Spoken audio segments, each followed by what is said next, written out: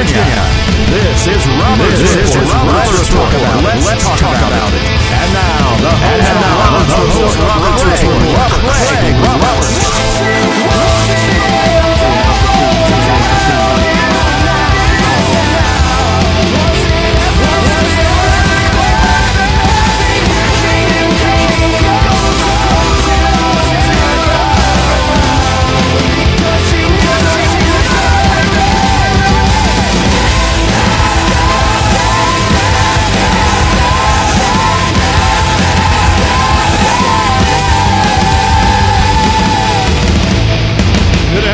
Good afternoon, everybody.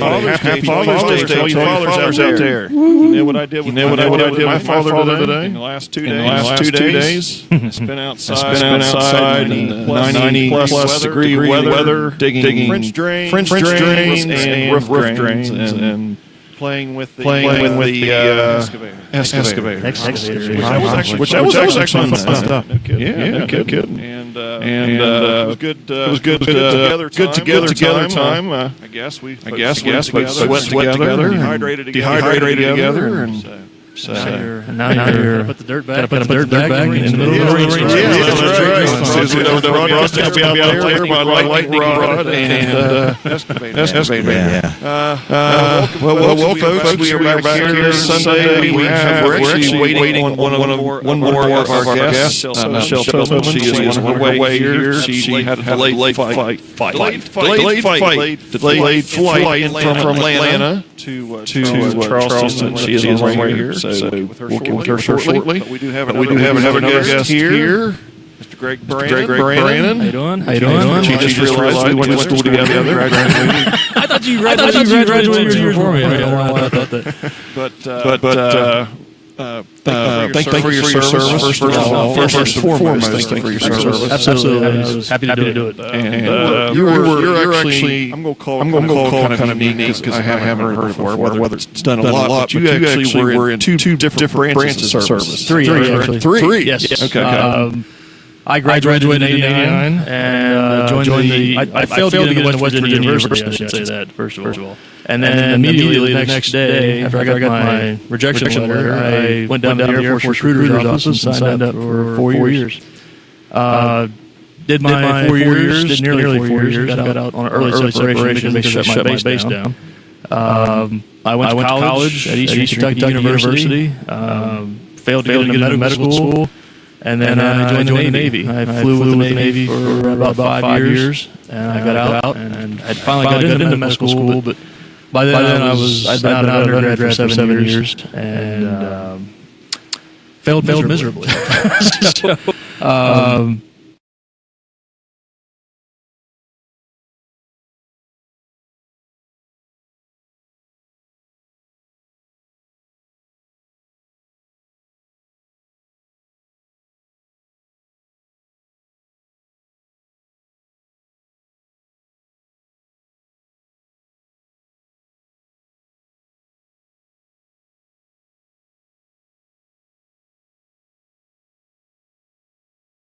I retired in October of 2014. Oh, okay. Yep. So 3 different branches of service. That's a little unusual, I guess. So now, you said that you flew in the Navy. Yes. Did you actually fly in the Navy, or did you fly on something in the Navy? I was a naval flight officer, and for those of you who don't know what that is, if you remember the movie Top Gun, it's like Goose in Top Gun. I didn't fly fighters, but I was the guy who sat in the back seat and navigated and maintained watch over the fuel status and talked on the radio. There are several different species of naval flight officers, but they're essentially they got real weird nicknames. Like one of them's R2-D2. If you remember the movie Star Wars, how he sat in the back and told the pilot what to do. That's cool. Basically what we do. We help the pilot out. The pilot's basically in control of the aircraft. The NFOs are in charge of the mission. That clears it up. I don't know. So what you're feeling? I mean, now that you've actually experienced the real thing, how far away from Top Gun is the? Pretty far. Yeah, you don't. There's some guys with some egos like that, but they tend not to make it through the program, or if they do, they're really super special guys. But is there such a thing as buzzing the tower? And no, stuff? Absolutely not. You would quickly lose your license. That is if the you do first thing I think like of that. when I think of goose. No, that is absolutely verboten. Very bad things will happen to you. Gotcha. Among them, losing your license. Yeah. Do they have where civilians can take off on one of them flight carriers or whatever? I think that would Off be an aircraft carrier? Yeah. I don't know about an aircraft carrier, but they do have civilian flights from time to time, especially like the wives, the spouses, or sometimes they'll let them. They'll take I it did up. not know that. Wow. Yeah, and of course there's the Blue Angels. When they come to town, they usually offer some kind of incentive flight to special dignitaries or whoever. That might do a local reporter or something will get a ride with them. Something like that. I just think that would be the ultimate high, though. Just yeah. Just to take off one time. Yeah. Be launched. I've rode the Top Thrill Dragster at Cedar Point. Yeah. And I've been told that's the closest. Yeah, exactly. And that's what they told me too. And I was never a big fan of roller coasters, but they told us before we kind of started flight school. They said, if you like roller coasters, you're going to love flying because it's far better than it. The dives and dips and it's far better than any roller coaster you'll ever have. And you're pulling G's and it's brilliant fun. There's nothing like it in the world. I really miss it. So you actually pass out too, don't you? You can if you get to a certain G level. I mean, most people pass out around 4 or 5 Gs. There's certain things you can do to prevent that. I mean, our fighter pilots can withstand usually up to 9 or 10 Gs. The reason why is because they have what they call G suits on, and they're essentially these pants that have inflatable bladders in them. What that does is it squeezes the blood up into your body because as you're sitting in the aircraft, your blood tends to pool in your butt and your legs and stuff like that. So when you know you're going to pull G's, you will do what they call a hook maneuver, which is essentially you're just tensioning up everything in your body and trying to keep that blood forced up into your head. And those genes, they call them speed genes. That's the slang term for them, but they will help you to maintain consciousness. And then, of course, we go through a lot of training where they talk about how to recognize the effects of G-lock, what they call when you start getting the gray tunnel. Mm-hmm. Your vision will actually start to. It's one of the first things to go. You'll actually start getting this tunnel where all you can see is this area right here. Yeah. Yeah. Wow. Yeah, that and then I don't know if you've ever seen the movie An Officer and a Gentleman. There's also that whole scene where they were in the altitude chamber. That's another fun exercise that they actually put you through. That the whole purpose of that is to teach you to recognize the effects of hypoxia, because sometimes you're flying in an aircraft that's not pressurized, and if you fly above 10,000 feet, there's not enough pressure to force the oxygen into your lungs, and you'll start to, after so many seconds without oxygen, you'll start feeling loopy and you'll get real crazy. Some guys will really have weird effects. And actually, there was a golfer, Payne Stewart. Yeah, his whole entire plane lost pressure above. Yeah. And just kept right on flying. That was a weird. I mean, that's eerie. Crashing like Iowa or someplace like that after he flew 1,000 miles. Yeah, that was the exact same thing. They had a slow pressure leak that no one realized was going on, and they just passed out. They just went to sleep. They were probably still alive, but it was the same thing with like the Space Shuttle Challenger. Those guys were up at 60,000 feet when the thing exploded. They said they were still alive when they hit the water, but they were probably passed out because they didn't have oxygen. They didn't have a pressurized cabin at that point, and they didn't have their... Well, and I had one... You made me think of that Malaysian Airlines MH370 that I'd wondered whether the same thing had happened to it if it just flew forever into it finally. Nobody knows. They can't find it to figure it out. If they could find the black boxes, they might be able to figure out what happened, but who knows? And I thought that black boxes had to be in all aircraft. I didn't realize till just recently that commercial aircraft, all commercial aircraft. Yeah, not necessarily a private aircraft. But. What about? Military. Assume. Or they use. I don't know. They use something. I'm sure. I don't know if we had. I honestly don't know if we had black boxes or not. Yeah. We had our own special transponders. I don't know if you know what that is. That's a. It sends out a signal that you can see on radar. Mm-hmm. There's a special military code that tells air traffic controllers, hey, this is a military aircraft. So I suppose they could track you like that, but I don't know if they could actually get data on what was going on with the plane at the time of the crash. Usually it's just they go back and look at the chatter that was going on before accidents happened to determine what happens in military crashes. So, what's the craziest thing that happened to you in the service in regards in regards to combat, I guess, or something, anything that you want or can share, I guess? Well, I was very lucky. I did 4 combat tours. I was in 2 for Desert Storm, and then I was in Iraq, and then I was in Afghanistan. There were several. I was never in direct combat. I was never, in a firefight with someone. But we did take small arms fire from time to time. There was mortar attacks. My mission in Iraq was I actually was lucky to get on this. I've been in the Army less than a year. They trained me to be a logistics officer, and they immediately sent me on a mission. I was on what they call a MIT team. It stands for Military Transition Team. This was in 2008, 2009, when we were trying to transition the Iraqi government to be self-sustainable. And we're embedding with these Iraqi military and paramilitary units to get them to learn some of our techniques, try to help them out, try to guide them. Mm-hmm. We were on a border patrol team, and we were an 11-man team. It's actually a special forces mission. I'm not special forces, but it was a special forces mission. And for a year, we would go out and embed with these Iraqi border policemen, and we had there was one battalion, but there were several forts along the Syria-Iraq border. What was the craziest thing we did? Well, we rode around in MRAPs, which are these 20-ton vehicles, and one night, you never quite know how the weather's going to be out there. I mean, you try to plan these things in advance, but one night we went out. We were going out to this border fort. We just come from our base at Talifar, and this horrible windstorm came up, and the roads aren't that good to begin with over there. But we're driving through these dunes, these sand dunes that had drifted up onto the road, mm-hmm. and we didn't want to go directly into them because we don't know exactly how deep they are, and we don't want to bury this MRAP. So we're trying to swerve around them, going back and forth and back and forth. Well, we were doing this for a long time, and finally we hit one that was way too deep, and we were going way too fast. And I'm in the turret, by the way. I'm the 240 Bravo machine gunner up in the lead truck in the turret. Well, the front wheel went off the shoulder, and we nearly rolled the truck over. Wow. And these things are not they have very high centers of gravity.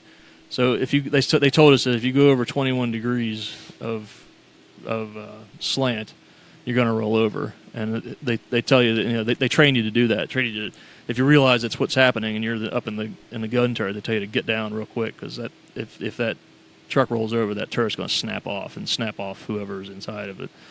So we rode that in, and this is a long story. So we're out here. It's the middle of it. It was already getting dark, and we called back to base, and they said, "Well, we can't come out and get you right now." So they called the nearest unit that was nearby. It was a Marine unit. Now, we had never had any interactions with a Marine unit at all, U.S. Marine unit, and they sent them up to get us. Well, it's dark now, and it's creepy because you're out there and you just don't know who's around, and you don't know what's going on. And mm-hmm. we're along the border, and there's all kinds of smugglers, and they're smuggling in. It was Al Qaeda was smuggling in arms in that area, and so when you see a truck approaching, you automatically just go into this defensive mode. Well, these guys came, and we had no way of communicating with them. We kind of figured that's who it was, but we just weren't sure. So we all had these little laser pointers and flashlights, and we started flashing them at them. And they started flashing back, but there was no coordinated signals. This stuff gets very dangerous if you're not sure who is who. And so what ended up happening is they backed off, and they also went into a very defensive position. And then we had our team leader walked out to meet him, but it was very close to a friendly fire incident because we were getting ready to waste them, and they were getting ready to waste us. Wow. Yeah, but then we ended up staying there all night that night and just posting guards, and I remember eating MREs up in the turret, and it was darker than you'd ever see it around here. And so do they have, I assume they have some kind of translator or something or other? yes, actually. Rides with you? Yes. Actually, there's a group of people over there in that area. They're called Yazidis. It's actually a religion. It's one of the oldest religions in the world. It's about 6,500 years old. They live in the area of Sinjar Mountain, or they did. About 3 or 4 years ago, the ISIS people attacked their villages and towns on Sinjar Mountain and wiped out many of them. But yeah, they were our friends. We had 3 Yazidi translators with us at all times, and they spoke Arabic to talk to the Iraqis. They spoke Yazidi. They spoke like 3 or 4 different languages, and English, obviously. But yeah, we always had a translator, and they were armed when they were outside the gate. Okay, I got to go meet Michelle here real quick. Okay. Be right back. Yeah. All right. It's a real tragedy about the Yazidis because they, like I said, they helped us out. They were the good guys over there that really helped us out. And in addition to the Kurds really loved us over there. They always welcomed us with open arms and were willing to do anything that we asked them to do, unlike some of the other people that we encountered. But the Yazidis got pretty much wiped out in the last 4 years or so, and there's several groups that are trying to help. And are they completely their religion completely separate from Judaism, Christianity, and Islam, or related to one or the other, or what? Not necessarily. It's if you look at the Wikipedia article, it's real interesting about the Yazidis. It's spelled Yazidie, Yazidi, if you want to look it up. Their problem is that they believe in these angels, and one of their angels is represented by a peacock, and the name for it sounds very similar to Satan, and so all of the Islamic Arabs and the Jews call them Satan worshippers. Oh wow! So everybody hates them for some reason. Oh my gosh! They're not hated Satan by the Jews and Islam, but wow. Yeah. You can't be in a much these worse guys are stuck in the position middle. than that. yeah, exactly. Yeah. It's a fascinating religion when you get there. I mean, not that I was going to convert or anything, but they're really good people. They're not. They're real simple. They're real smart, laid back. They don't. Like I said, unlike the Muslims over there who. So how did they learn English if they were basically your translators? I don't know. Were the they answer all to that. raised with it? I don't know. Wow. I think that several of them. They're part of their problem too is they can't marry anyone outside of their faith. Uh-huh. I mean, you can't even convert. You have to be born into it. Oh, okay. So it's a very small population. population. Small genetic pool. Yeah. So I think that these guys, a lot of males train themselves to go and get jobs in other parts of the world, and of course, English is one of the international languages that they learn. But they were always practicing, and they would ask us, if we use a word that they never heard of before, they would ask us to break it down, or what does it mean? What is this? What did you mean when you said this? Or how do you spell that? Or they were very inquisitive, really, really good people, and I wish we could have helped them out more. I mean, in my opinion, we should have given all the translators and their families immediate citizenship. Mm-hmm. I don't know. I know we brought some of them over here, but I know there's a couple of them over here in Parkersburg. There's a guy named Gene Yoho that. No kidding. Yeah, I don't know if you know him or not. But, no. He's a former state cop, I think, and he I don't know if he does it now, but a couple of years ago he had a couple of them living with him. Wow. Because Gene had gone over there. He'd been over there working for the State Department, helping them out. So. I'll be darned. Yeah. Yeah, it was a real tragedy. I mean, it's genocide, essentially what it was. They just the ISIS people just went in there and wiped them out. Yeah. Wow, incredibly interesting. Yeah. Those are the kinds of things you run into. I mean, you just never know in your military experiences what's going to happen to you from time to time. I mean, you train for certain things, but you just have to be prepared for what's going to happen to you. You just never know. They always tell us that the enemy has a vote on what's going to happen. Mm-hmm. You can't you can try to predict what they're going to do, but you can't be totally prepared for them. So what years were you in the service? Which branch of service? Oh, so what? So tell me your whole career. Then. I was in the Air Force from 1990, February 1990 until October 1993. And Amber Alert.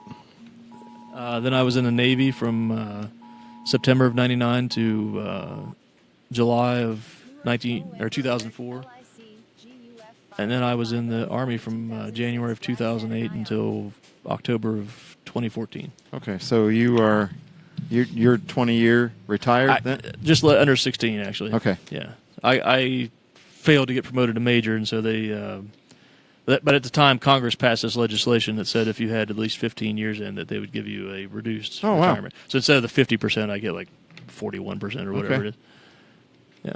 That's a good deal. Yeah, it's a real good deal. It was great because they were just throwing guys out left and right. I mean, they've been doing that since I was in the Air Force in '93. Whenever there was a drawdown from the war, they would throw out all these guys. But some of these guys had, 15, 16, 17, 18 years in.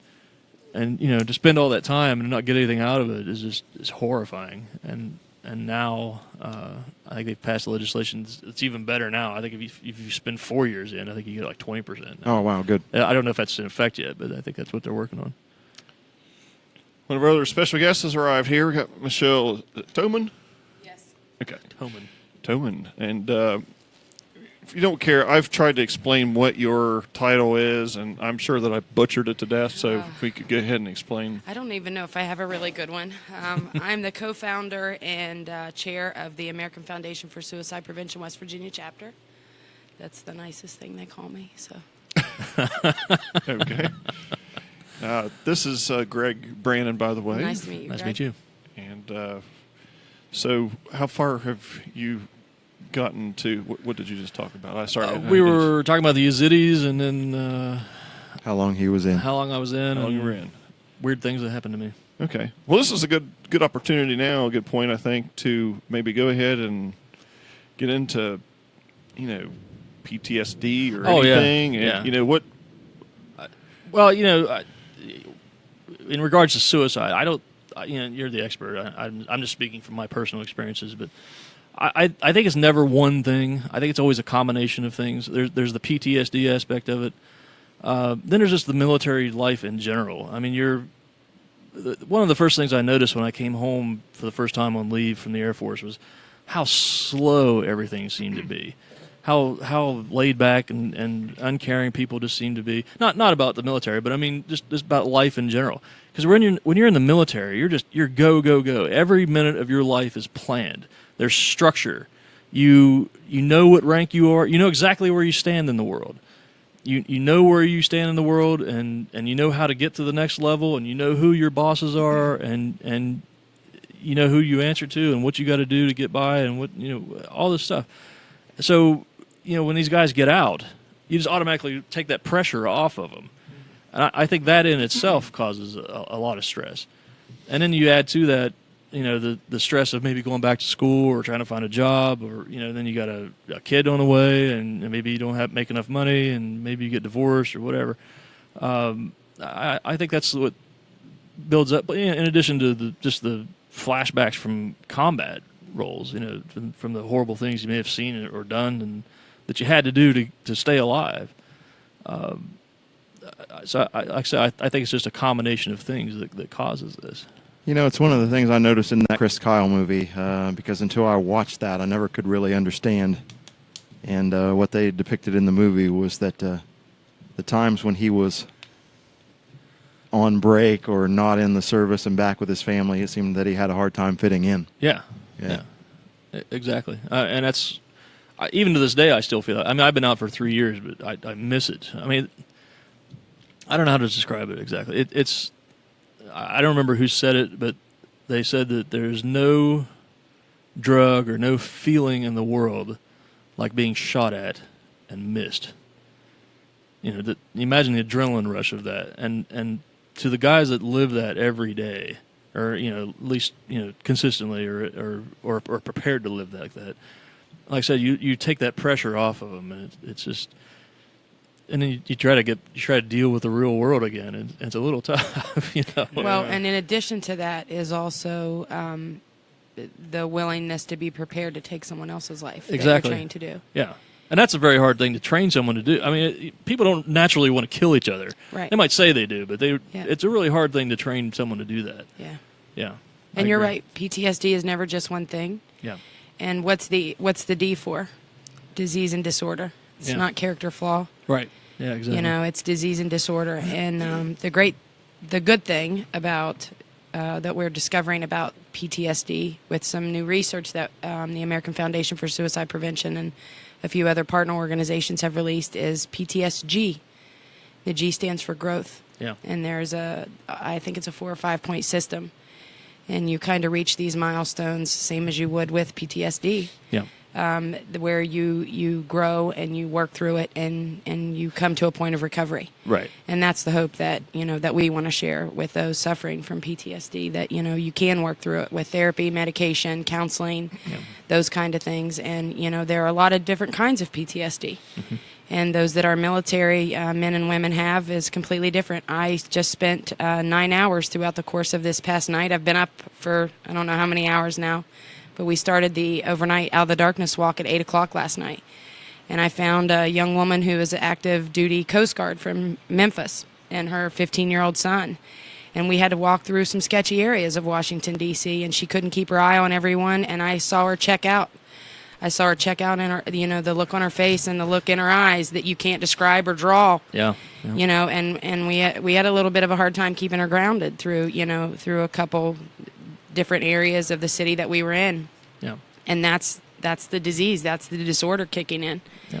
And her managing it. And we tried to help her do that, and her son tried to help her do that. We put our hands on her, and there are a lot of I don't know, are you willing to share some things that you do to keep yourself grounded when you I don't even like the word trigger. Well, yeah, I was just going to say so that. So I say emotion provoking, but are you willing to share some of the things maybe that you do to ground yourself when you're experiencing it? Yeah, absolutely.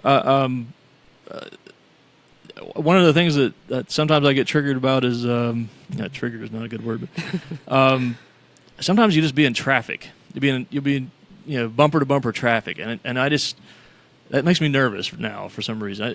It didn't affect me that much when I was in the military, before I was in the military, but I'll get very anxious and be looking around, or when someone cuts you off in traffic. I mean, I think everybody gets a little bit of road rage in it, but I sometimes I catch myself just wanting to kill these people. I mean, I really want to just do whatever I do. You feel like a sitting duck is how Right. I've heard people describe it. Yeah, and you just want to get the hell out of there right now. And I think, like we were talking about the flight training, where with the recognizing the effects of hypoxia and preparing to take G forces and all that stuff.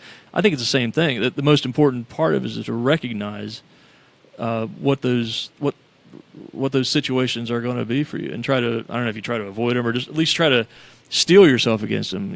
Not be surprised when that happens. Yeah. But sometimes you just don't know. Anything can cause you to have a flashback or anything like that. I have a gentleman that I've worked closely with as a result of being involved with the AFSP West Virginia chapter, and he does one of the things that he's learned that helps him is feeling where he's at right now. Yeah. And stopping and saying, okay, I feel my butt on this chair, and I feel my back against the couch, and I feel my feet on the floor, and literally going through what he can physically feel where he's at and grounding himself that way. And and he has debilitating PTSD. He can't work. He has a really, really difficult time every day. He fights to stay in this world. Yeah. We have to do better, all of us, in acknowledging those individuals and their struggles and getting them to some treatment so that they can experience PTSD. Yeah. I'm the same way. I wake up sometimes and I don't know where I'm at, and I have to okay, this is my table. This is that's my cat laying over there. Okay, Right. I know where I'm at now, but it's jarring and frightening. Yeah. And especially if you had been having a dream about something, or if you heard something I live out in the country now, but I get trains going by all the time, or barge boats going by on the river, and sometimes I'll hear something like, what, just have those little reminders of what I've done. Yeah. Yeah. Michelle, how long have you been doing this? I mean, what? I have been a volunteer suicide prevention advocate for the past 22 years, and that came as a result of as a result of suicide loss. So I'm what we consider a suicide loss survivor. I lost my little brother Jamie when he was a freshman in college to suicide 23 years ago, and the first call came for me to come and speak to a group of kids about a year after. And I realized on the way home that day that there was probably a safe and an unsafe way to do the work, and that I probably didn't do it the safest way. And a lot of times people think that, once you experience something that you know everything about it. Your friends probably think, oh, you know all about PTSD, so we're going to rely on you for help or support, and you're going to be our therapist, and you're going to get us through that. And that's not necessarily safe, and it's not really how things work. So I immediately knew that I needed to reach out for training. And so 22 years ago, I started my training, and I can't even count the things that, I've been trained and certified in since. But that one phone call changed my life, and it has allowed me to do something good in the world around me as a result of our something tragic. After we lost my brother, we considered it an impulse suicide. And then it was probably 4 or 5 years after Jamie died that some new research was released, and we realized, gosh, it wasn't near as impulsive as what we had thought and maybe even hoped. Yeah. And typically with any suicide, we can almost, knowing what we know now, we can go back and say, oh, here was a sign, here was a symptom, here was a warning or factor or a stressor. Here was something, where maybe there were some red flags. But I just kept going for different trainings, and the calls kept coming. My phone's been ringing now for 22 years. So it's allowed me to do something good with my something awful, and that's allowed me a lot of what I call pockets of peace and moments of healing. Yeah. Because healing can come, but a lot of that comes with time, and it's been truly remarkable to be able to do what I do today in this world. I just spent a whole week in Washington, D.C., 7 days advocating on Capitol Hill for mental health care reform. Yeah. Last year, we passed the first legislation to come out of Capitol Hill in mental health care in 50 years. Yeah. Yeah. And it took 10 years to get it out of a committee. So, we work in the political scene, which I don't like politics, but I love our process in America. Yeah. And I think we, just have to keep doing this grassroots work. And we talk to them about, how we're failing our active and veteran servicemen and women, and the need to do more there. Yeah. One of the things that, that we talked about this week, and I think this is very important new research to share, is we all know about 22 vets a day. Yeah. We all know that statistic. And over the course of the past 2 years, we've gotten that down to 20 a day. Yep. However, that's still 20 too many. Yeah. And that's still a horrific number. And so one of the things that they've been studying through the data that's captured as a result of those deaths by suicide is how many of those individuals are touched in the VA system. And 14, we've come to realize through research, 14 of 20 each day don't ever report to the VA. The VA, yeah. I read that the other day. So, Capitol Hill, you've done the new initiatives that they've got going now for the VA. Are they for real, or are they're they, really for real? I mean, are they going to be? I think we have a long way to go, but we've come a long way, or we wouldn't be having this conversation publicly, and we wouldn't have been able to 10 years we wouldn't have had 200 people on Capitol Hill fighting for to save lives in this arena, because you didn't talk about mental health as much even 10 years ago.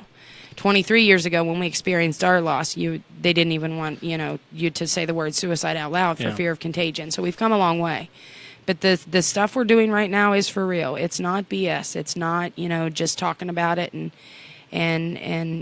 trying to make it look and sound and feel good. It is not. We are losing, last year in the United States, we lost 40,000 Americans to suicide. Mm-hmm. And if that was a fly bite or a mosquito bite or something to do with some form of food, people would be screaming at the top of their lungs and saying, we need to do better. They dumped $1 billion into this last virus that came through with some kind of bug epidemic. Yeah. And it didn't even really hit here. $1 billion. Yeah. Why don't we dump that $1 billion into researching our veterans? Yeah. Or into researching mental health, period. We don't have the deaths to AIDS and HIV that we used to. Why? Because we put money into research. Mm-hmm. We save... We destigmatize yes, it, too. Yes, absolutely. Same thing with cancer. Mm-hmm. You used to not say cancer out loud. They said the C word, or they whispered it. And we have to take that power back. And same thing when we're talking about our mental health and suicide. And I say, you know, we have all these campaigns in schools about physical education. What about mental education? Absolutely. You know, our brain's an organ of our body, and we can't function without it. Or even social education. Absolutely. I think a lot of people were lacking in social skills. But we're changing that one conversation at a time. And there's 4 people right here at this table that are proof of it. Yeah. Do you see it more nowadays versus, say, 15 years ago? You know what I'm saying? See more deaths or? Yeah, or just, I'm going to say, I'm more towards the service, I think, military people. I think we're more, I think we're capturing data more accurately than we used to. And we're able to track things better than we used to. So I wouldn't say that it's more. I say, you know, because I have people that say, my gosh, it's everywhere. Every day you have to help someone. Thank God every day I have to help someone, because that means they at least now feel they can reach out. And for so long they didn't. Right. And, you know, and then back to the S word, the stigma word, not the suicide word, but the stigma and life insurance policies and things like that. A lot of times the data isn't captured correctly in you know, in the loss of life.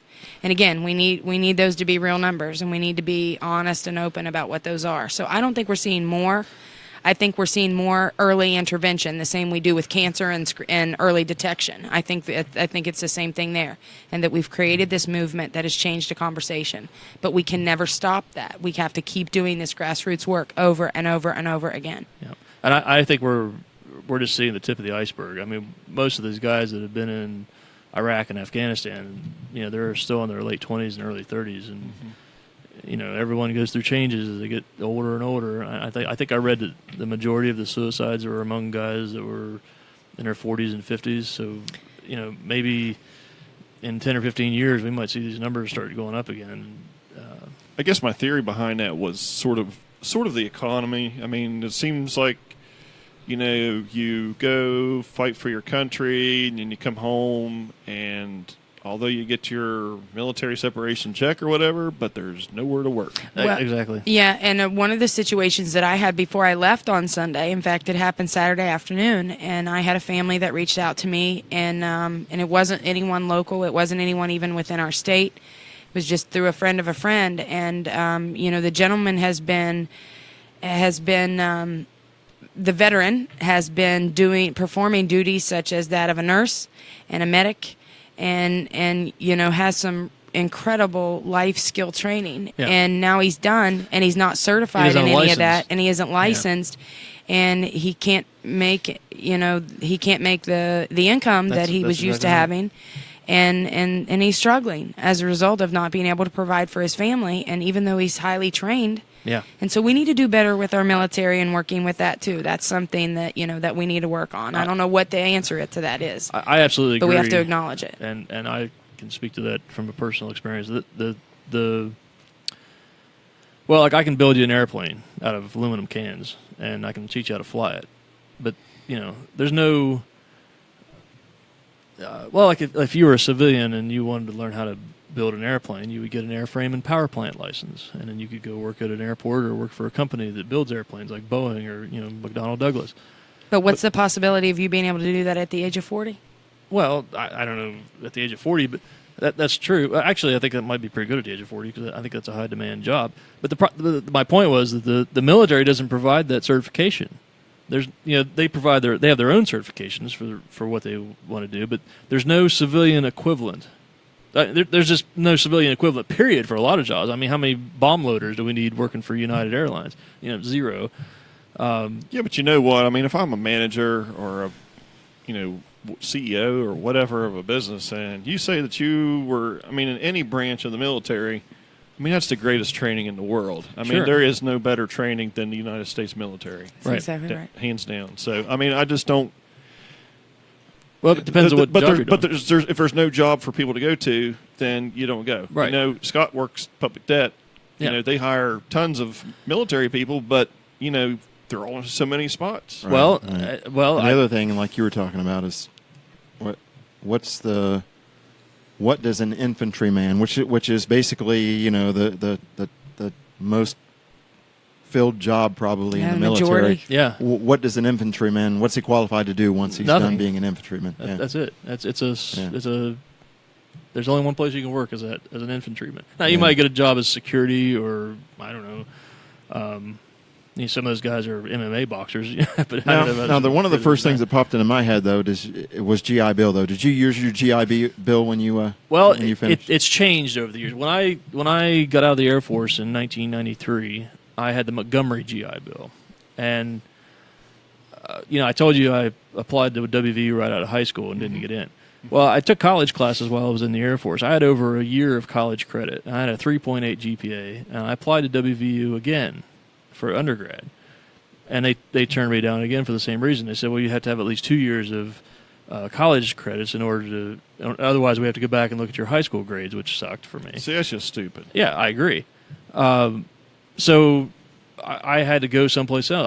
And I was also a distance runner. I mean, I don't know if you remember when I was in high school. Yeah. Well, I kept that up in the Air Force, and I was a Division I quality distance runner. I wanted to run for a Division I school, and I didn't want to go to Marshall, and that Marshall and WVU, that's the only two in the state.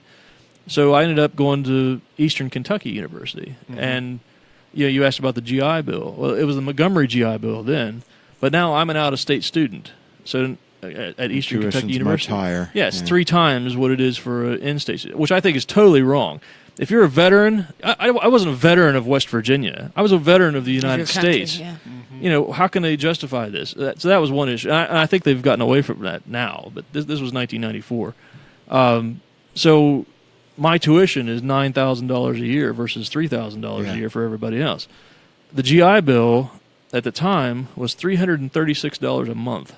Well, that didn't even cover my dormitory bill, and never mind food. So I'm a Division I cross country runner. I'm trying to run. I'm 22, 23 years old, and I'm trying to run with these 18, 19-year-old guys that have been training for 2 or 3 years. By the way,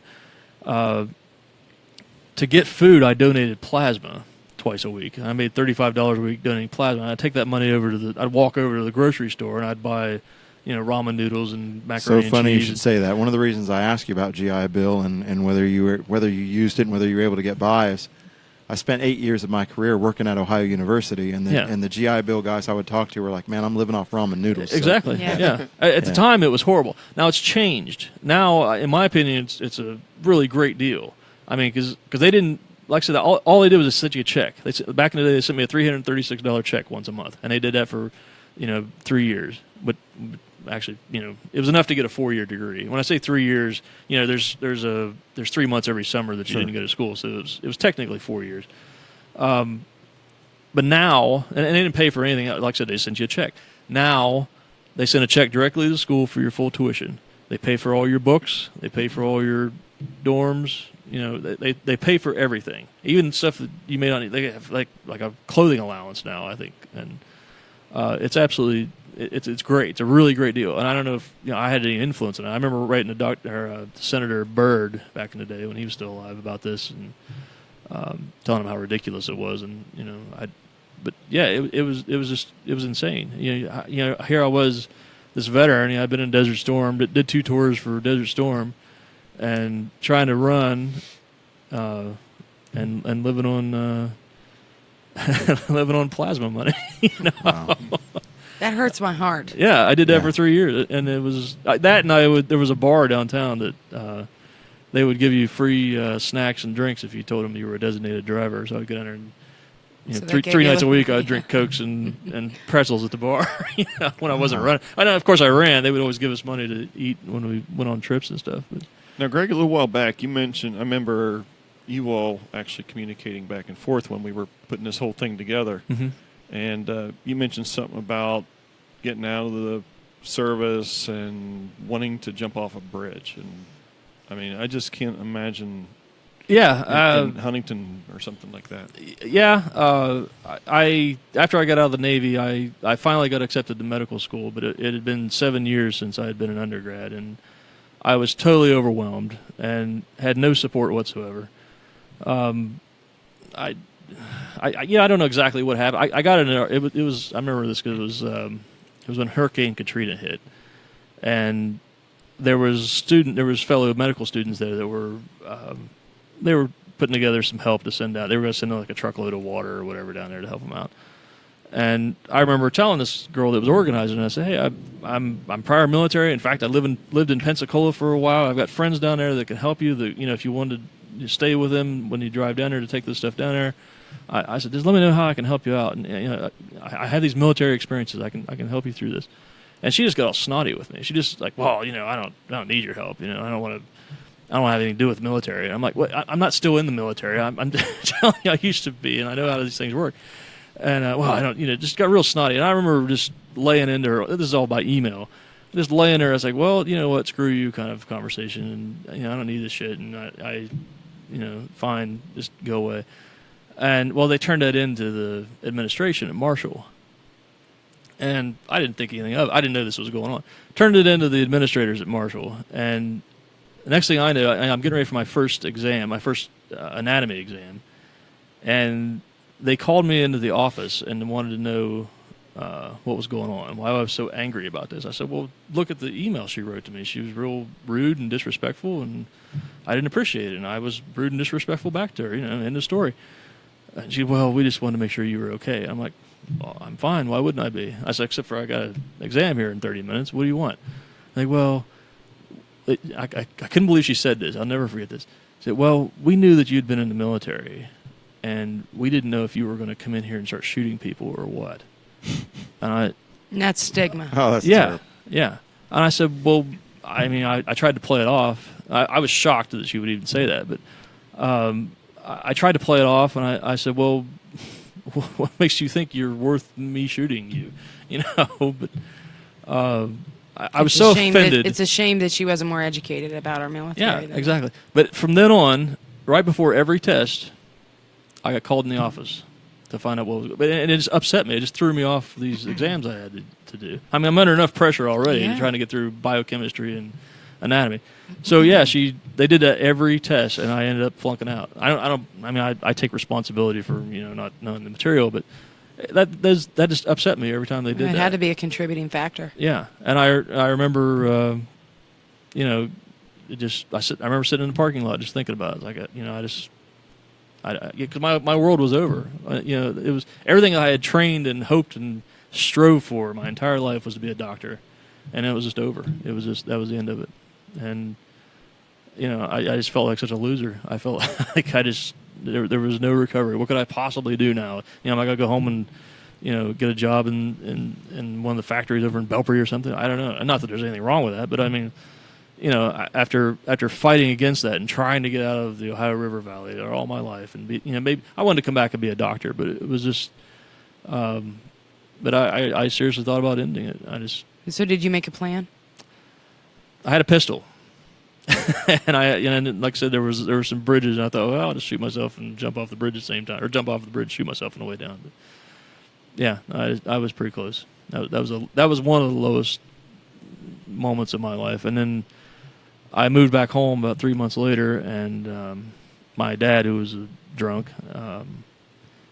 Well, the other thing they did, they thought I had a learning disability. Didn't do any kind of exam or anything, and they started prescribing me amphetamines, or it was, I can't remember the name of the drug now, but it's an amphetamine, and I was addicted to them by then. And I've been on these things for 9 months, and I came home and I quit cold turkey, but I had to sleep like 15 hours a day, and my dad was a drunk, and he'd come home and get pissy with me, and we'd fight, and not fist fight, but just yell at each other, and I ended up moving out. I actually lived on the streets of Parkersburg for about 2.5 months. So. And all those things are contributing factors to what led you to be in despair. Yeah, absolutely. From having a negative label. Yeah. And being stigmatized. Yeah. And, the negative label goes back to, I don't know if it's Dr. Seuss, whoever said that quote about, if you judge a fish by its ability to climb a tree, it's always going to be considered stupid. It's a failure, yeah. And, who needs that? You didn't need to be called into the office before every exam and stigmatized about, is his PTSD so bad? And they probably didn't even talk about PTSD then.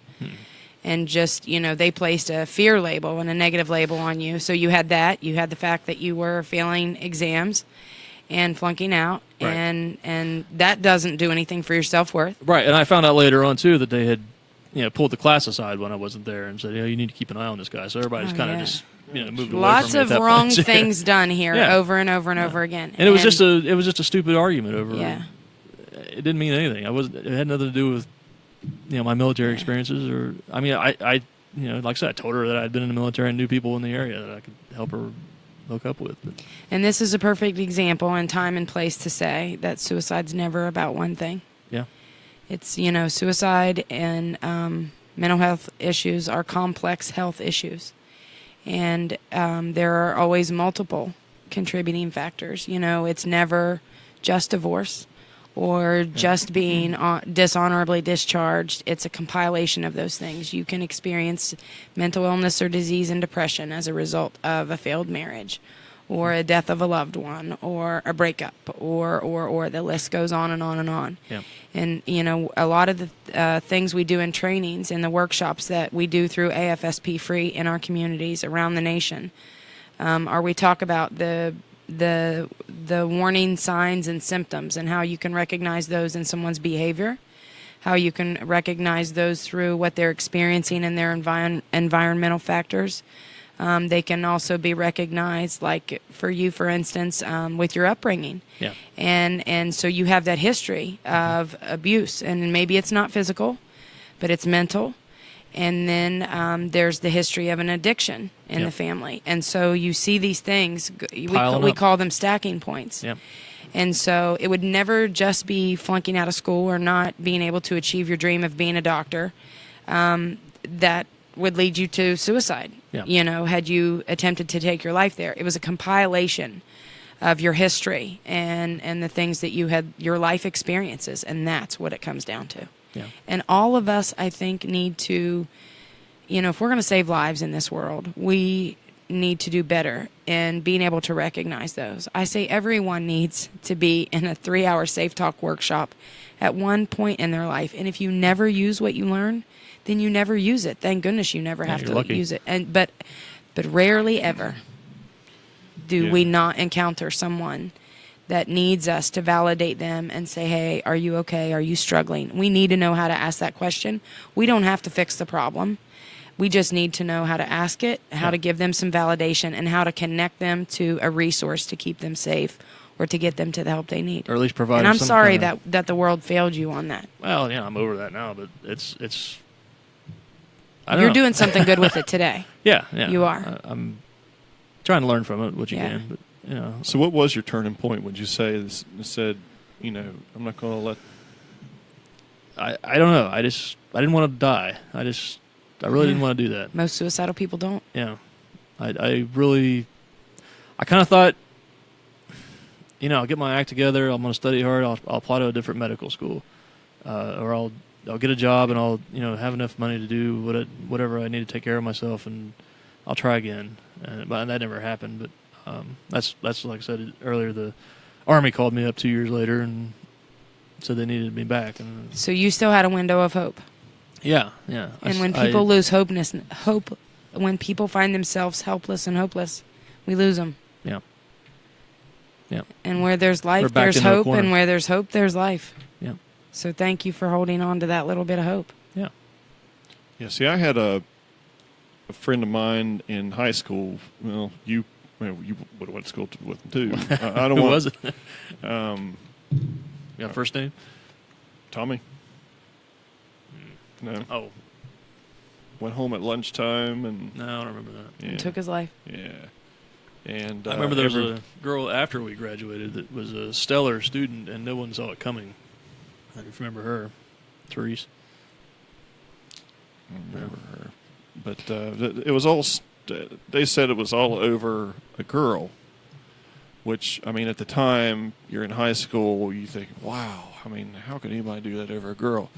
But now that you're mentioning here that it's usually not just one thing, there's got to be other underlying things. And he had other issues. I mean, he was one of the ones that was involved in the, we also had a bully episode a few weeks ago, and he was one of the ones that bullied me through grade school, junior high, and part of high school. And hurting people hurt other people. And then Yeah, and then this comes up. I mean, we become friends in high school. So, but just the fact that he went home and did what he did, it just. And can I say something right here? Absolutely. When I'm with the middle, and I'll use a middle schooler even. Mm-hmm. But this goes across the board, any age group. If I'm with the 12-year-old and it's happened, that thinks, oh, my life's over, Jimmy broke up with me, I love him, or a 17-year-old or a 47-year-old that's marriage is falling apart or whatever, that may be the most hurt that person has ever experienced in their life. Yeah. And though we know that's not the end of the world for that 12-year-old or 17-year-old or even 47-year-old, we have to acknowledge that hurt. And, it's hard for me, especially as a survivor of loss, not to say, hey, kid, you're going to be so glad that you're never going to marry that person, or whatever. Yeah. But life is hard. Yeah. For life is hard for all of us, and we have to do what we do to fight to stay alive and make it through life. But when I'm with a 12-year-old or a 17-year-old, I have to put my 17-year-old brain back in and just say, I know you're hurting, and validate that human being, and that may be the most hurt that individual has ever experienced in their life. Yeah. And we all have hurts. Yeah. And some of us have different coping mechanisms than others. And that's a place where we're falling short in society. We want a pill or a quick fix or an answer to everything right now. Look at how we are when our internet's down. Oh my gosh, what's wrong? You want to see me go 0 to ugly and, in less than 2 seconds, shut my internet off. Yeah. And that just makes me mad crazy. But it's, we want instant fixes. And a lot of us don't have coping skills, and it's not something that we've kind of gotten away from because, we have all this incredible advances in today's society. But we have to go back to, okay, what are my strengths and what is a coping skill that I can do if I'm in a bad moment and place and time? And I'll use my dad here. He heard me on the phone with a teenager a couple of weeks ago, and he heard me ask her, and she was going into some treatment, never met this kid, but the mom reached out to me and said, I need some help. We got to keep her safe for a few days till the hospital has a bed for her. She'd been in treatment before, inpatient. And I said, what do you do? What's your best coping mechanism? And she said, well, I self-harm. Well, self-harm is a coping mechanism. Oh. It's not a positive one, Yeah. but it is one. Yeah. And so I said, okay, well, that's a coping mechanism, but it's not a good one, so we got to find another one. Yeah. And I just acknowledged it as that, and the mom said, I never thought about that. And we were doing we were having a conference call, basically, me and the mom and the dad and the teen. So my dad hears me talking about coping mechanisms, and so long story short, we hang up the phone, and my dad said, what would, my coping mechanism be? And I said, well, and he said, what did you really mean when you were asking her that? Because I told her one of mine is the ugly cry, where you make the ugly sounds and you make the ugly face, and when you're done crying, you've got snot everywhere and you really are an ugly crier. Yeah. But that's a coping mechanism for me. I have to release that. And to me, that feels good, and I feel refreshed and better. And it's a thing, there's some research there in your brain about crying and allowing that out. But I said to my dad, well, what have you done when you couldn't get out of your grief with Jamie's loss? And he said, I always found a ball game to go to. My dad used ball games as a coping mechanism, whether it was some kid's t-ball game and he just knew the parent, or he used to coach the parent or whatever. We all need to be able to say, okay, if I'm going through a rough time, or the people around us need to be able to say, okay, Craig, you're going through something, you've lost your job or your home or whatever. What are your coping mechanisms? What are your strengths, and what can you stay grounded and focused on for the next month? Music. Definitely music. Yeah. Yeah. But we all need to say, and music we have to be careful with, because it's easy. Yeah. That song comes on the radio. That love song. that love song that makes your belly burn and makes your heart hurt.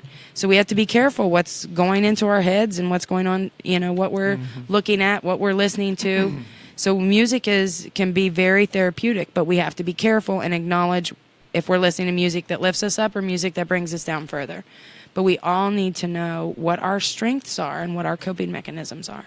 See, I don't understand, excuse me, I don't quite understand how some people, and this is related to music, but will listen to a song or watch a movie or something or other to bring you down. I want to go watch, where the red fern grows, and Oh wow, you know what I'm that's saying? a horrible movie. And it's I've never read just the book. Yeah, that's a sad book. why? My brother was listening to some dark music the night he Yeah. took his life, and we didn't realize that until I went to pick up his vehicle. And then again, it's a testament to music, and he was also under the influence Yeah. of alcohol, and he had A gotten depressant. and he had which is a depressant. And a lot of kids don't realize that. Yeah. A lot of adults don't realize that. They think I've had a bad day. I'm going to go have a You get couple drunk and drinks, feel and better. and it's a depressant. It'll bring you down. Yeah. But he was listening to a song called "Loser," and it talks about killing yourself. And so I wonder. I wonder. I'll never know, but I wonder. How much of that was going through his head when he was in that moment and place and time. Because he had listened to it obviously out a few hours prior to. Yeah. I mean, do you know? I mean, maybe in your experience, why do people want to listen to something to bring them down? Some people want to really feel the hurt. Yeah, but And sometimes for it's- some people, that's good. Yeah, and one of the things that we do have to acknowledge is like the walk that I just did, and the 16-mile overnight. It's that doesn't sound like anything to someone who runs marathons. I'm not a marathon runner, and that's a brutal. Don't sit down, walk slow all night long, and feel the feels. And when I headed to Capitol Hill last Sunday, I allowed myself a moment to feel the feel in the airport and to think, okay, what. I know why I'm going there, and I'm going there to fight for our service members, and I'm going there to fight for mental health care reform, and I'm going there to fight for funding for the National Suicide Prevention Lifeline, and the list was long of why I was going there. But I had to stop and feel the feel and allow myself to acknowledge what brought me to that moment and place and time, and that was loss. And so we have to not numb that. Same thing with PTSD.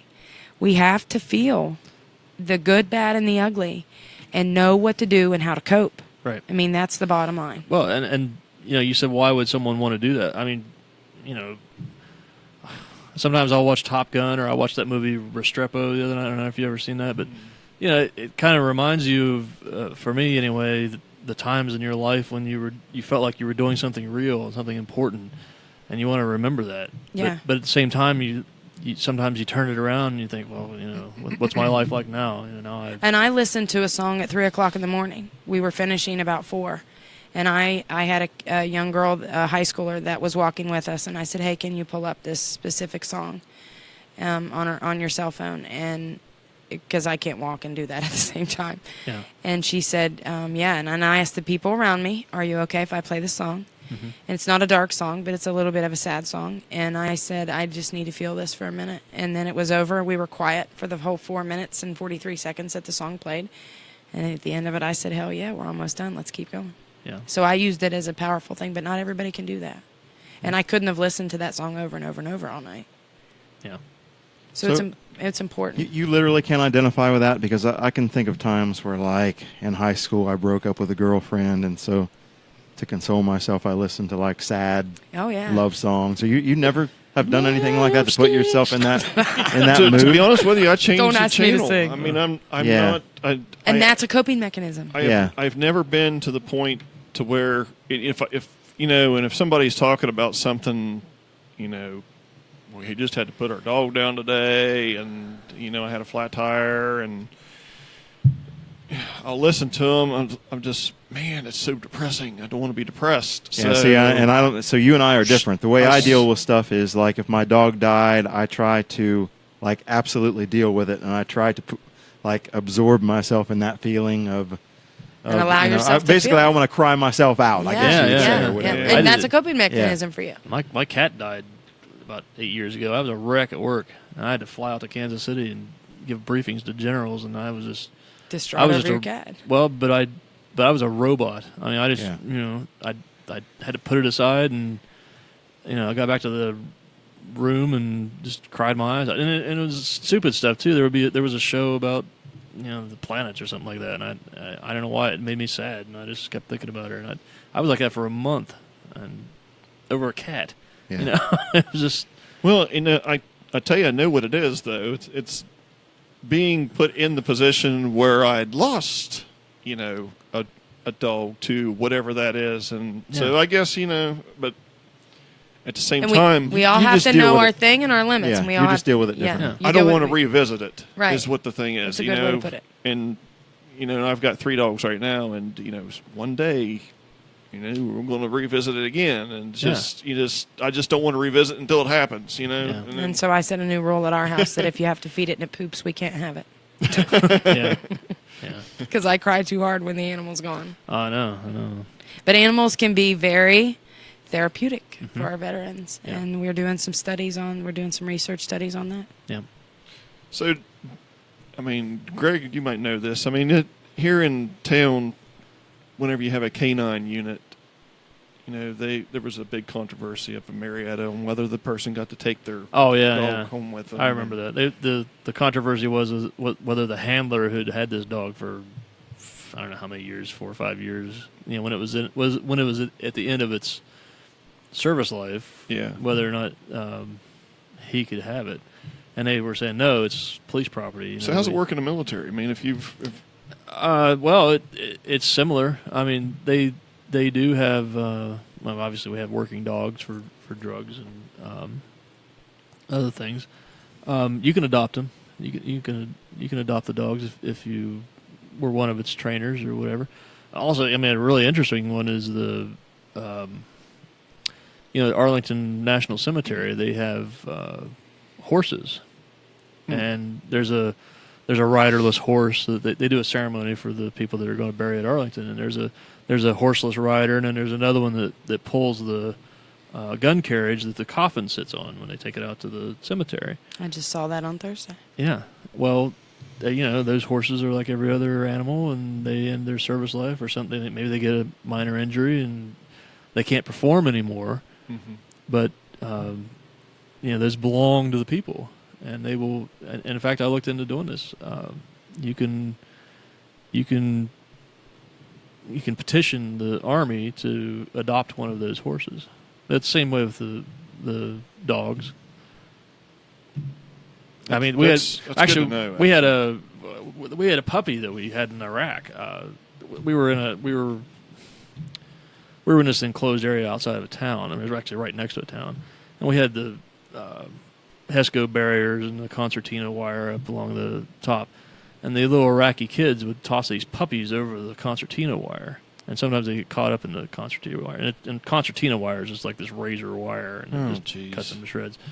So there was this puppy that got tossed over the side, and probably 6 to 8 weeks. And one of the guys on our team, cut it out of the concertina wire, and we had that puppy I remember flying to Mosul with that dog to take it, because the Army has its own veterinarians too to help take care of animals, and we had to take it down to Mosul, fly on a helicopter with the dog to Mosul, and we got shots and got it spayed. And I kind of felt bad for it though, because we just passed it on to the next team. But I think that you could have adopted one of the. There was some cases of guys that adopted dogs that they found in Afghanistan and Iraq.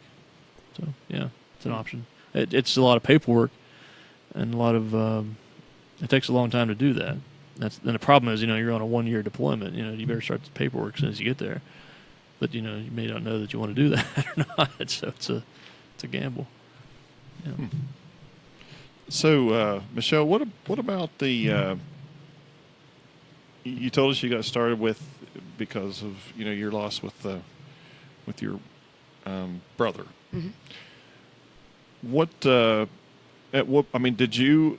Because of the result of that, did you feel any of, I guess the suicide feelings yourself as well after the fact? How can I go on without my brother? And probably the closest I came was going through divorce after we lost my brother.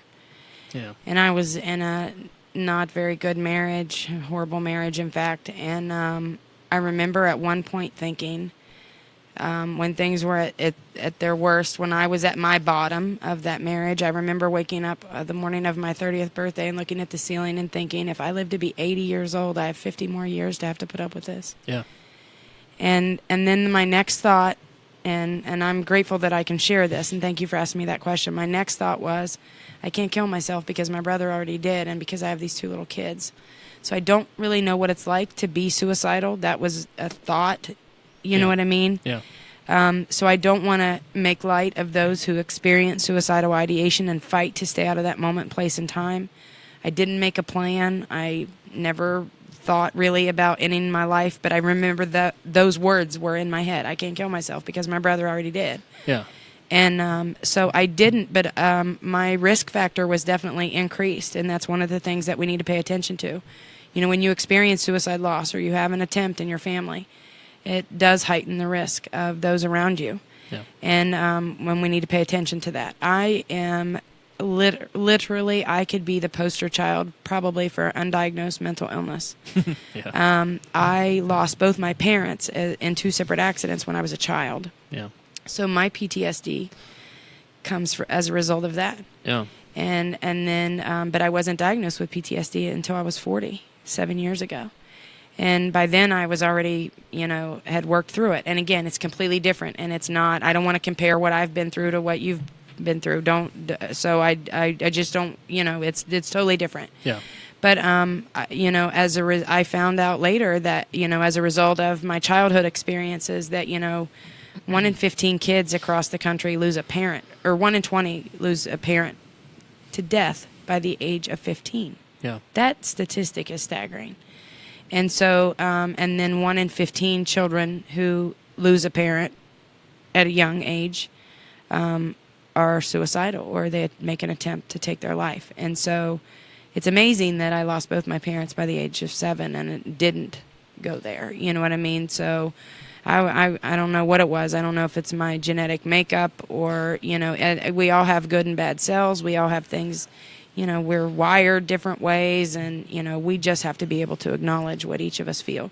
So I did think that thought, but I never really went there. Now, I will say, and I don't think my mom would mind me sharing, there were days that we really fought, I think, to keep my mother alive. She never took an attempt on her life, but she didn't want to be here. Yeah.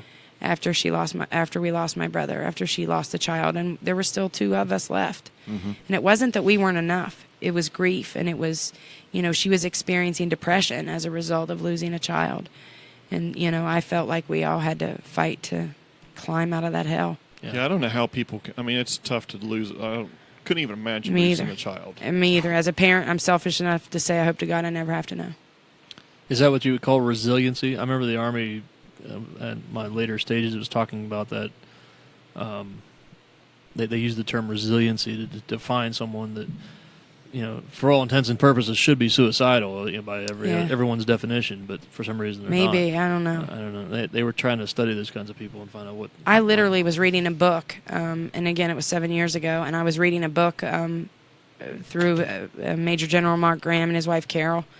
That they wrote together, and I've become involved with them through AFSP. But I was reading a book, and I literally jumped up off the couch and said to my family, sitting in the family room, "Oh my gosh, I think I have PTSD." And one of my 2 older children said, "I wrote a English paper about you and that 3 years ago." So what do you say to somebody that says that?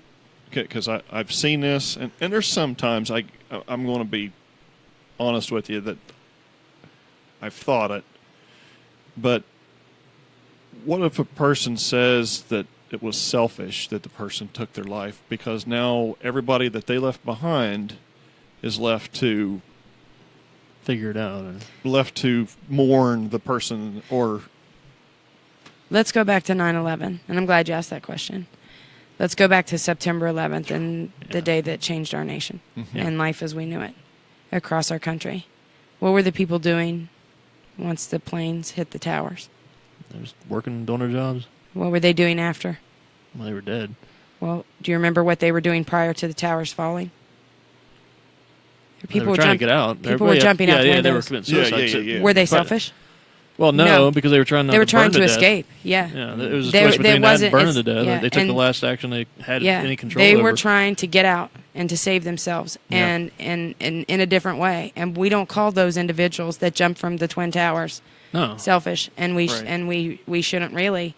I was training a group of teachers, and she said, and it was teachers and students at the same time, and she said, suicide's one of the most selfish things any human being can do. And I said, you're going to have to hold up right there. I said, you just told every kid in this room that's had a parent make an attempt on their own life, or any student that's in this room, that they're selfish. You just said my brother was selfish. I'm a much more selfish person than he was. Yeah. So I think we have to call it what it is. Suicide isn't about death and dying. It's about despair. And typically it's about an undiagnosed mental illness. I think if you know somebody who's made a true suicide attempt on themselves, I do know somebody, and I was able to talk to that person. I think if they could explain it to you and what their rationale was and what they were thinking at the time and what they were going through at the time, it's not what she says makes total sense. They're not thinking about themselves at all. They're thinking about. They think the world is escape was the perfect. And they feel trapped, perfect, and they feel escape. They need an escape, and again, it's about despair. It's not, one of the things that we do in training people and how to do an intervention, and it's literally where you're the mediator, you're the negotiator, and you can give someone 102 reasons to live, and they can give you 122 reasons to die. Yeah. So it's not about that when we're doing an intervention and we're trying to keep a human being alive. We're trying to get them to find that one reason to stay alive and that one little glimmer or window of hope. And so that's what, we do in the trainings that we do, because it's not that person is a selfish human being. It's that it's a result of what they're going through, their life experiences, or the illnesses that they're fighting, or the undiagnosed illnesses that they're fighting. It's about them and that moment and place and time. And if we don't recognize that each individual one of those is different but kind of the same, that's how we lose people.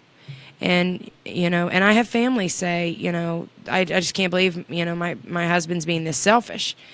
Sure, he's sick and he has PTSD and da da da da da. It's not about that. It's about the illness or the disease or the circumstances of whatever they're going through. Do you think it may be a control issue? I mean, I know that, for me and for some other people I've talked to, it's like you feel like your life's out of control. All these things are happening to you, but not because you wanted this to happen. But then you feel like you have this one last act that I have control over this one last thing, and I'm going to do this. And that's one of the reasons that we don't use the word commit suicide in my world of suicide prevention and mental health awareness. That's one thing that you'll rarely ever hear me say. Sometimes I slip and I say it, but we associate the word commit with breaking a law or committing a sin. Yeah. And I can use my faith and my Christianity and whatever I believe in other than this world in helping someone. But if they're an atheist, I can't use heaven and hell as a scare tactic, and I shouldn't anyway, because it's not about that. Yeah. We didn't come on a microphone on September 11th and say, nobody jump from the building or you're all going to burn in hell if you die by suicide. Because none of us know that to begin with. You know what I mean? So right. we have to be present in the moment and here and now and reach these people before it's too late. I'm committed to the cause of suicide prevention. But also another reason we don't use the commit word is we don't want people that have made a plan to feel committed to follow through with that. Yeah.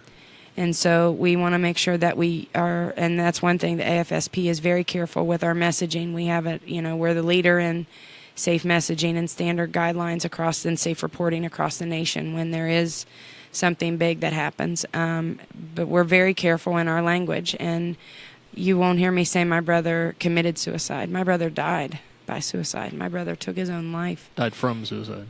Yeah. Yep. And we have to call it what it is. Yeah.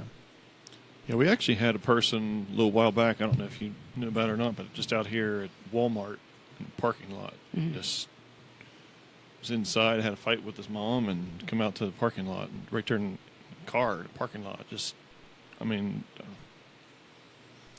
don't know. It just surprises me sometimes on where people think about their location. But it's not about that. It's not about that location. It's about right now.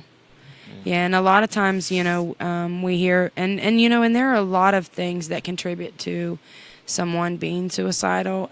People can experience long periods of suicidal ideation where they can't stop thinking about it as a result of a side effect of a medication that they're on. Mm-hmm. And again, we have to call it what it is. That's suicidal ideation. That doesn't mean that they're constantly planning a way to take their life. Yeah.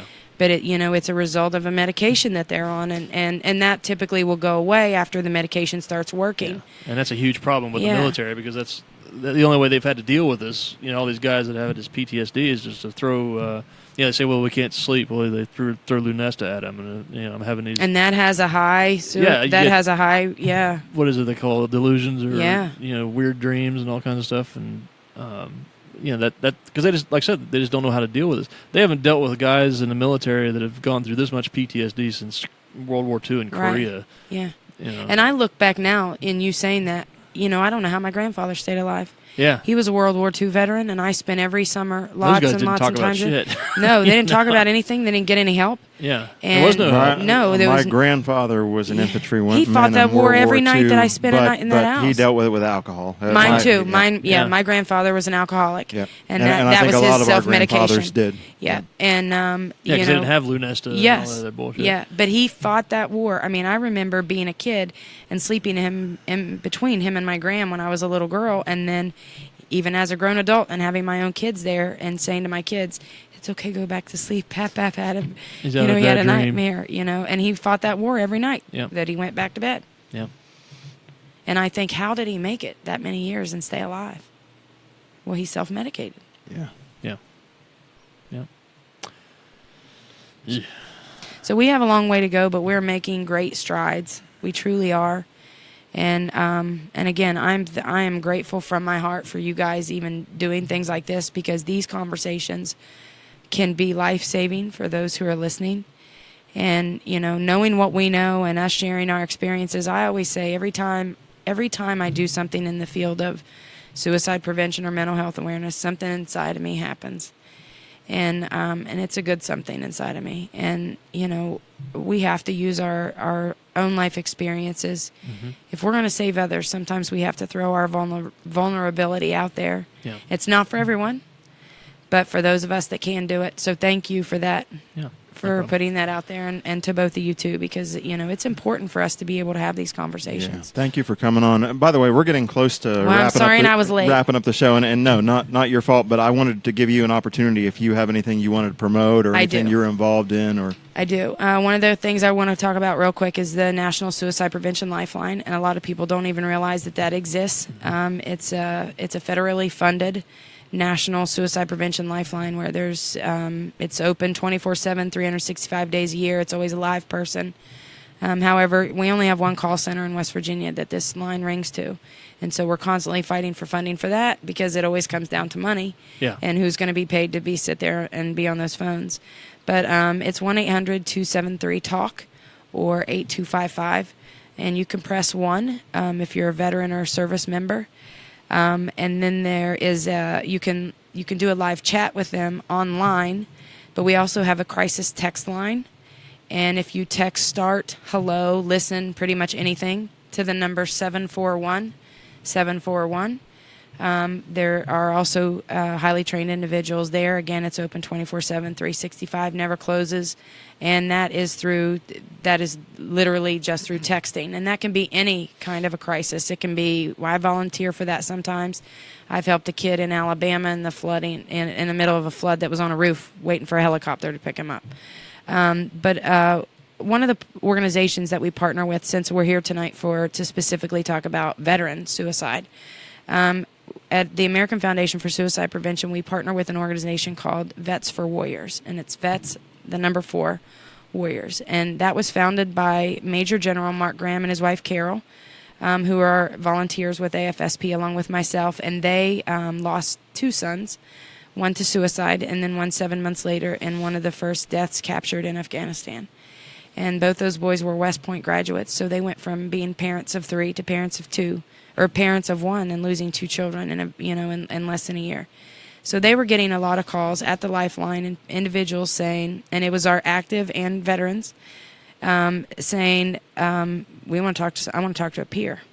I know you have the veteran press one thing, there. But I want to talk to someone that has top secret security clearance. I want to talk to someone that I'm not going to lose a rank or a bit of my paycheck over, be demoted, or I want to talk to someone who understands.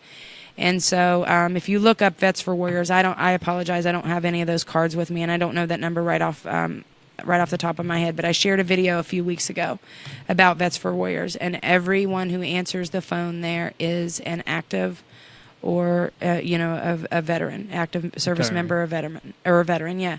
And they even do callbacks. Mm-hmm. So if you need callbacks, if you need someone to call and check on you, they'll do that. So it's an incredible organization. We have a lot of organizations across the nation saying they're doing veteran suicide prevention, and not all of them are legit. I know that one is. I looked up that number. It's 855-838-8255. That's TALK also. So it's 855-838-TALK. Yeah. And then the last thing I want to touch on real quick, and I won't spend a lot of time on it, is the American Foundation for Suicide Prevention has partnered with the National Shooting Sports Foundation. And they don't endorse a lot of people, so it was very big for us to be able to do a 2-year pilot study with them. And I feel it's important to talk about this in West Virginia. We're a firearm state. Oh, yeah. And most of our homes, we're Appalachia, and hunting is a way of life. Or shooting is a way of life. Mm-hmm. And I always use the term firearm and not gun. My loss experience, and this isn't something that we typically would share because it doesn't really go along with safe messaging, but my loss experience, my brother took his life with a firearm. And, he was taught how to use that firearm safely. And my father and my grandfather didn't teach him how to use that gun with the intention that he was ever going to take his own life with it. And gun retailers don't sell firearms with that intention also. So in the states that we are seeing a high prevalence, and we do have that in West Virginia, a lot of our suicide attempts are with a firearm, and so there's little to no room for error there. And so AFSP has partnered with this American Shooting Sports Foundation to launch a national campaign, and we're doing it across the state of West Virginia, in firearm suicide prevention and safety. And it's just about slowing people down. It's about what leads to suicide. Again, it's that conversation of that it's never really just one thing. It's not about gun control, but here in West Virginia, I even have to be careful what word I use. Mm-hmm. I can't say the word restrict because that goes too close with gun control. I have to say remove the method. Yeah. And so, we're launching a Keep Them Safe campaign, and we mean keep your firearm safe, keep your prescription safe, keep whatever safe. If you have someone in your home that's struggling, keep them safe, and keep them safe away from whatever means or method they may use to take their life. And so we have a couple different versions of gun locks in here, because sometimes that extra step, that extra 15 seconds or 5 seconds or whatever it takes, that window to slow someone down can absolutely save a life. Yeah. And so if anybody wants any of these, if they leave a message or send a private message to you guys or me, and you can forward that on to me, I'll gladly send out, Lifeline magnets, Vets for Warriors stickers, anything that we have as far as, suicide prevention materials on behalf of our chapter. So just real quick here, what if you come across somebody that you suspect might be heading down that road? And obviously we're not trained. I'm not trained, and I wouldn't know what to do. Right. So what do we do? You kind of do the same thing you would if you came across someone with a broken leg. Yeah. You would ask them, oh my gosh, if I'd have came in here and fell down and, my bone popped out of my leg and you knew it was broke, you'd say, oh my gosh, are you okay? So you would ask a question. Mm-hmm. And you would listen to me, and then you would get help. It's 3 simple things: ask, listen, and get help. And again, it's not about knowing what to do. We need to be able to, we all need to know a resource where we can link someone. And I can be a resource. I'm a trained intervention specialist, but I'm a volunteer, and so I'm not always available. And a lot of times I get help, help us right now on Facebook, and I'm not logged into Facebook. It may be my husband that's logged into my Facebook. So the Lifeline is always a great resource. If you don't know what to do, call the Lifeline. You don't have to be suicidal to call this number. You can call and say, hey, I'm worried about my wife. I'm worried about my friend. I'm worried about my neighbor. I'm worried about my kid. And they will talk you through what to do. And we're trying to make sure that we have a national database so that every state we have resources listed, so that when they call that Lifeline, that someone at the Lifeline can say, what area of West Virginia are you in? Here, go to Westbrook, go to Camden Clark, ER, whatever. You just kind of have to see. One of the things we always want to point out is that if your life is in danger, you don't stay. You don't stay and listen. You just go to get help, right. And because it's important for everyone to stay safe. And then AFSP.org is a great resource.